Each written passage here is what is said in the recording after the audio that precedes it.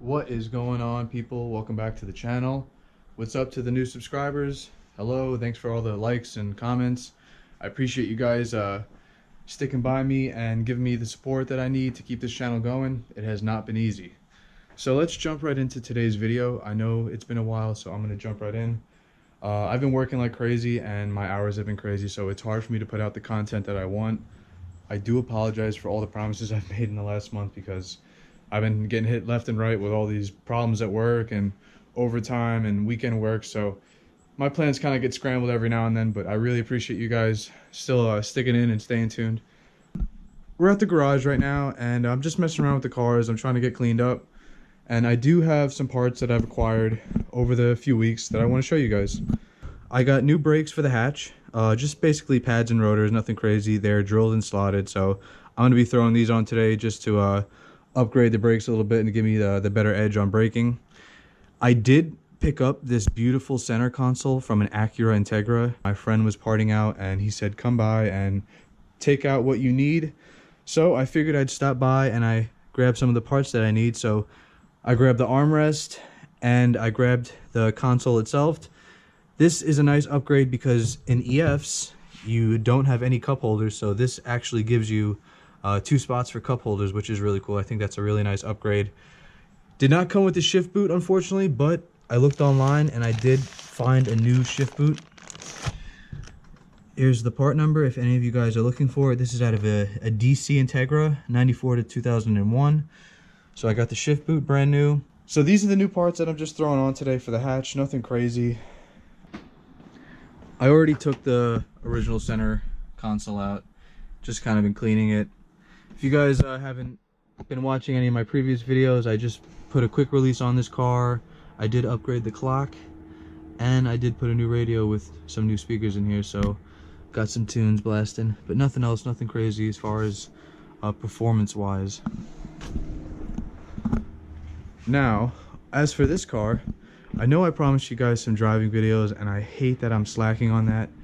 It's just, I did get this car running right, but it's not running right to where I'd like it. And I don't mean running right as far as idling or the motor's run. The motor runs perfect, but there's a few things like as far as suspension components and just little things that I want to tie up before I can really push this car and show you guys what it's about. But I did get a few new parts for it that I'm going to show you guys, which I think is pretty cool, that I'm going to be making in a future video. I got off that same Integra. I don't know if you guys can tell what this is. These are pigtails for the cluster, because I've had a GSR cluster for a while and I've never actually got the chance to put it on because I didn't have the right pigtails for it. So finally got the pigtails for that. If you guys plan on doing that swap, I do recommend getting a vehicle speed sensor out of the same car, because if you know these cars and the way they are originally, the original speed sensor is cable driven, so you're not going to be able to upgrade to another cluster unless you get the right specific vehicle speed sensor for it, because it has to match up with the wires. Okay guys, currently in the hatch, and as you can see, my previous stock center console was removed, and the way you want to remove it is there's a flap that goes over here, and once you lift that flap up, there's going to be 2 Phillips head screws, and that's it. You just take those screws out, the whole thing pops out. You don't got to take anything back here, but it's pretty simple. On another note, you are going to have to take out your center console. I mean, not your center console, but your basically this piece of the dash that comes off, and because the way the GSR one works is it basically goes right up to here, but this is a quick shot of just the armrest in place, so it does fit pretty snug and pretty perfect with the e-brake. And what's nice about this is that you can actually transfer over the ashtray, the rear ashtray from your old center console. It actually goes right into this one, so kind of convenient if you're a smoker. I'm not a smoker, but it's just nice to have so there's not like a black hole. And that's it. Fully functionable. Pretty cool. Okay guys, this was just a test fit on how it would look. Nothing is bolted down, but it's pretty firm as far as staying in one place because of how tight the spot is. But so I still gotta attach the shift boot. I just wanted to test fit it. Now, I did have to take out the stock center console as far as the area which covers the radio, because this part actually meets where the radio starts. And on your old console, you have to basically take off the portion which holds your cigarette lighter and the ashtray. So let me show you guys what I'm talking about. So on your old center console, once you have it removed, you're going to be able to turn it over and notice that it still has remaining screws, which basically what you want to do is you want to separate it, because this is where the new console is going to meet your stock one. So unfortunately, you have to take off this lower portion.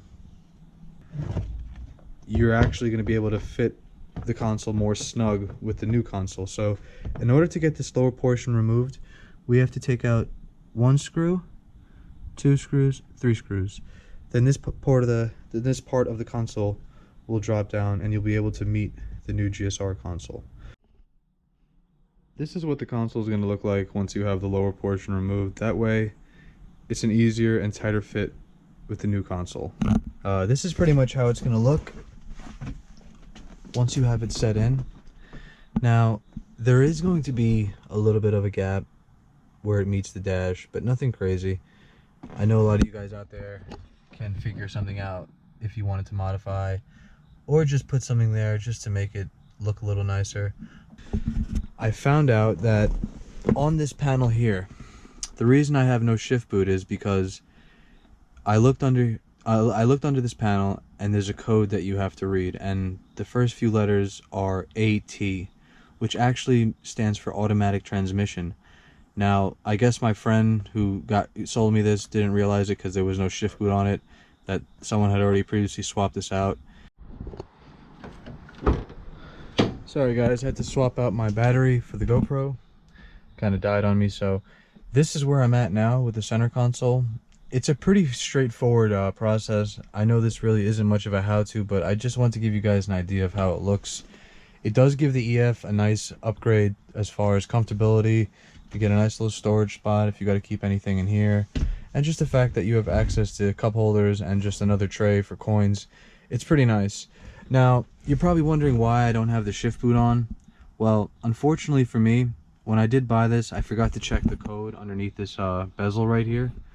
So what Acura did is that they made 2 different types of trims. Obviously, one was for manual transmission and the other was for automatic transmission. When you turn this bezel over, you'll notice a number that's going to be printed right here. Just wanted to show you guys quick. I got the bezel off, and if you notice, it says automatic transmission. Well, it says AT, and then 2-wheel drive, left hand.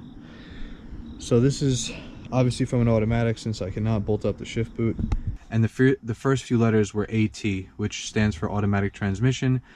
And unfortunately for me, this is the automatic one, so it does not allow me to bolt up the shift boot. So I'm actually going to have to source out one and just put one on. But for now, I'm going to leave it like this because it's not really a big deal to me. I'm going to just clean this car out because it's just getting dirty from daily.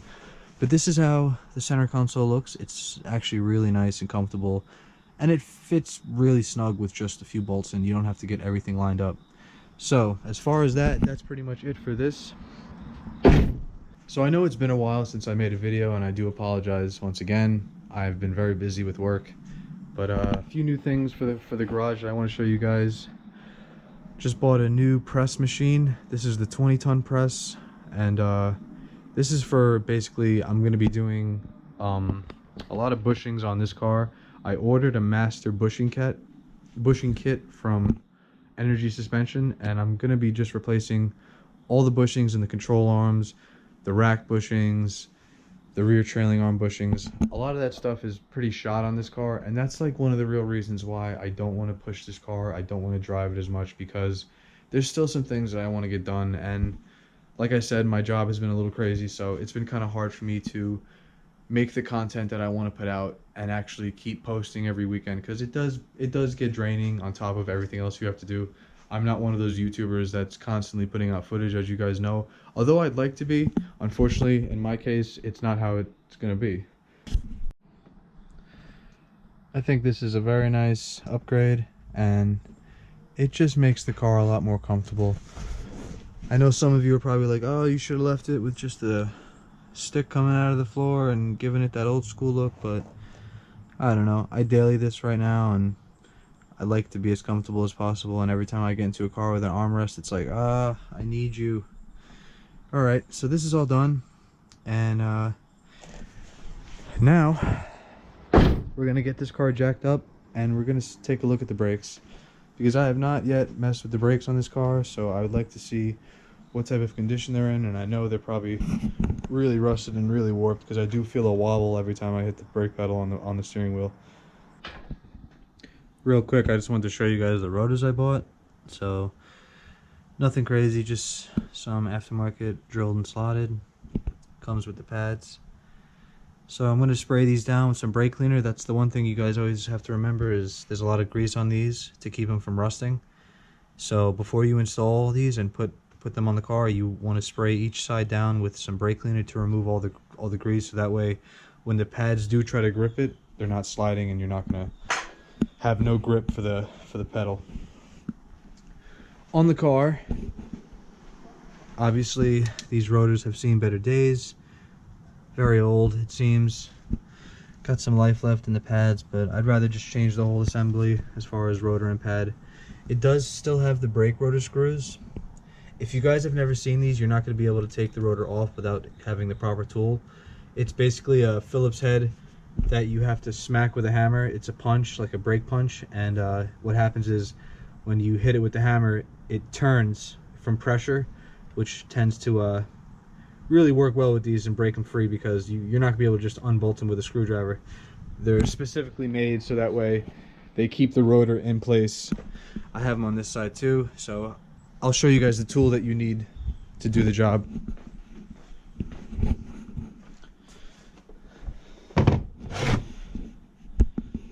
So this was a tool I picked up on eBay. Very useful, very resourceful. It's about $15 shipped. You probably find it for cheaper. Basically, it comes with all the attachments that you might need. Here's the socket that you attach to here, and basically you set it to which way you want it to spin, so when you hit it, it's an impact drive and it actually breaks free whatever screw or per se bolt you're trying to break free. Very useful, and I do recommend getting them for any brake job that you do in the future. Got those screws out. Really wasn't too much of a pain with that tool, but like I said, if you don't have that tool, it's going to be pretty difficult. And I do recommend throwing those screws back in, because they do help keeping the rotor centered for better braking performance. Alright guys and dolls, got the rotors on. I know this wasn't, like I said, how-to on brake pads, but just giving you my progress of the car. And if anyone was wondering about drilled and slotted rotors, this is the direction I was told previous times how to put it. I know you're thinking, well, if it was the other way, it would go with the rotation of the tire, but actually it's supposed to go the opposite way, so air will be forced through and out, so that way it can cool the rotor quicker. So this is how it looks while it's on. Got the new pads on and all that. Make sure you guys put the screws back in, and don't forget to brake clean the rotor to get all the grease off, so that way you get a maximum stoppage power. While I was under the car, I did notice that my axle on this side is ripped, and it is starting to spray grease everywhere. If you guys can see, the axle boot is ripped. But luckily I do have another axle for this car. I'm not really worried about the motor anyway, because I got that whole swap here that I'm going to do. Let me turn this off because it's a little noisy. So yeah, in my previous videos I did mention that I did want to start restoring this motor. Right here I have a little bit of a collection of parts that I'm going to start like putting on this car, or not me, but I'm going to bring it somewhere. Got my spark plugs, basically all my gaskets, thermostat housing.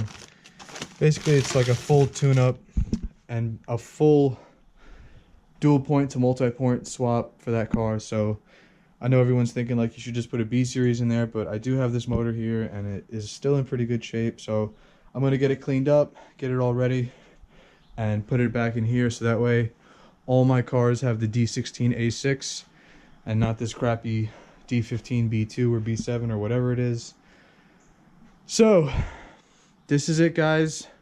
Been pretty busy over the last few days, last few weeks, getting my garage together. Got some new tools, starting to just really spruce the place up, locking it down for winter.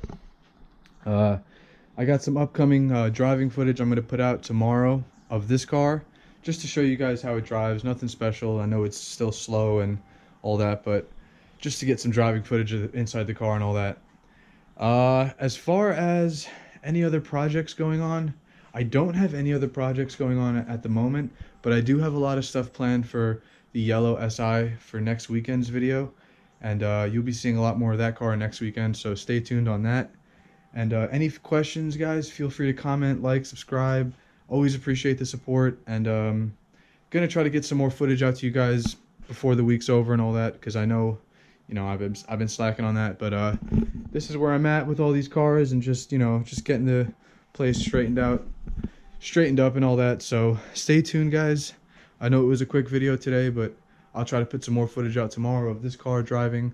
Don't really want to drive this car yet because the motor is leaking a ton of oil, and I got to figure out why. I don't know why it's leaking oil. It looks like, to me, it looks like it's coming from the head and the block with the head gasket. So I don't know. It might be dripping down from the VTEC solenoid. That's really why I haven't put so much footage out of this car driving yet. So bear with me. We'll get there. But like I said, thanks again, guys, and stay tuned, like, subscribe, and I'll see you on the next video.